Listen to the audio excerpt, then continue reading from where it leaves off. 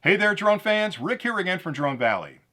Today's video is really important for anyone flying a DJI drone because as of Monday, January 13th, DJI is no longer enforcing their geofencing on any of their drones. And I think this is a really big deal, and in my opinion, a really big mistake on DJI's part because geofencing is one of those safety technologies that kept dumb pilots from doing dumb things and violating FAA no-fly zones. Now, if you're not sure what geofencing is, it's a pretty cool technology that DJI introduced back in 2013, and essentially, the drone knows where it is in 3D space based on GPS coordination and a few other inputs, and the application has an updated map of all of the FAA-approved no-fly zones in the US. So when you're flying your drone, if you're approaching one of those no-fly zones, the drone will pull back and won't let you violate that airspace. And those are places you're not supposed to fly anyway. You know, around government buildings and nuclear power plants and prisons and airports, all the places that you should not put a drone up.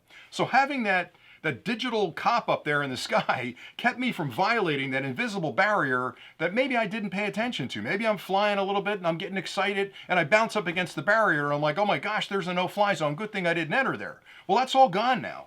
So when you update your FlySafe database, all of those areas that you couldn't fly in before, the restricted zones, which are essentially no-fly zones, now turn into an enhanced warning zone. And all you have to do to violate that airspace is tap an acknowledgement on the screen. So essentially, you as a pilot are taking full responsibility for violating that airspace. Now, to be fair, as a pilot, you're responsible for anything that happens with the drone.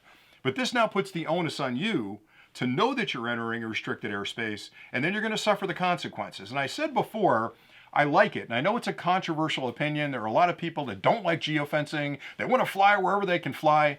But my comeback to that is, if you're not allowed to fly there, why do you care that you can't fly there? You shouldn't be flying there anyway. And I know that it can get a little bit sloppy around certain areas where if you're commercially flying, maybe you're close to an NFZ and you can't get close enough to that house to get the shot you need, but you can go to LANIC and you can apply for, restriction removals and you can get in there and fly. It's just a little bit more of a headache. But for me, let's be honest, with all the new folks that are entering the hobby and buying these high quality drones and starting to fly, I thought it was a great common denominator to have new pilots understand that's not a place you should be flying. I know it'd be cool to go over there and, take a look at the nuclear plant from above, but that's not something that's a good idea because the folks over at the nuclear plant are going to look up and see a drone, and what do you think they're going to think? They're going to think, oh my gosh, we got a security issue. Get the security guys out here. So geofencing to me, really, I'm a fan of DJI for so many reasons, but geofencing was one of those magical technologies early in the game with drones. Again, going back 11 years, 12 years,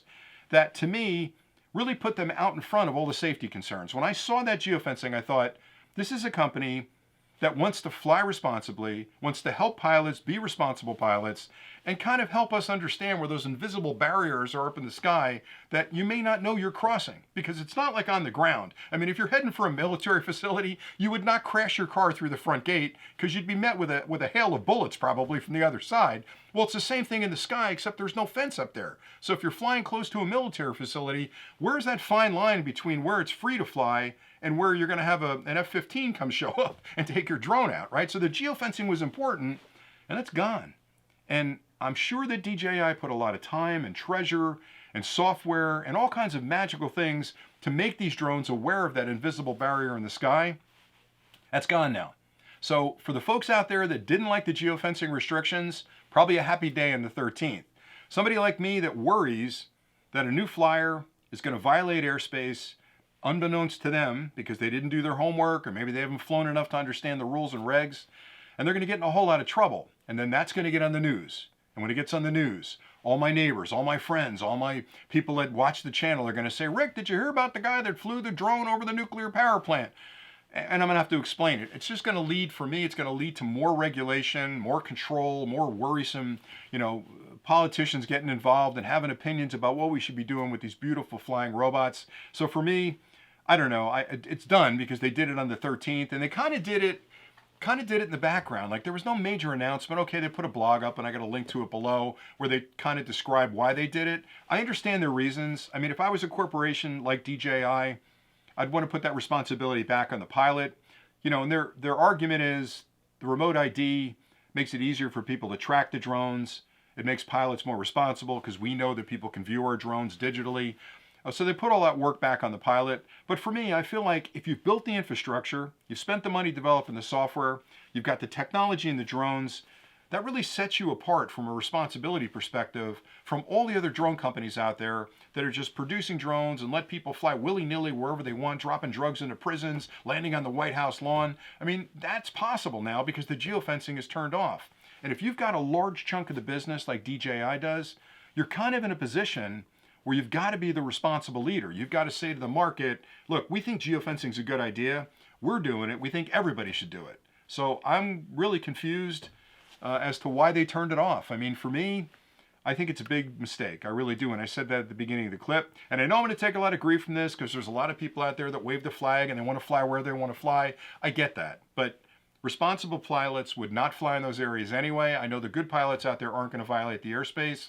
But the new pilots, which are a big chunk of our hobby, are not doing their homework. I guarantee you there are going to be kids that got a drone for Christmas that are flying near an NFZ, near a military base or nuclear power plant down in South Jersey, and they're not going to know that they're violating that airspace, which means it's going to trigger an alert, police are going to show up, the FAA is going to get involved. It's just going to lead to a lot of problems for us. So I don't know if DJI can change their mind on this one. I wish they would go back. And I wish they'd be an advocate for geofencing because I think it keeps everybody safer and it just eliminates a lot of the hassles. Anyway, I'm getting too deep into the whole, the whole discussion on my side of it. I think it's a mistake. I know a lot of people think it's a good thing. I just wanted to make you aware if you haven't seen it. So if you're flying these drones today, the minute you spin up the application, you're going to see a notice on the screen asking you to update your FlySafe database.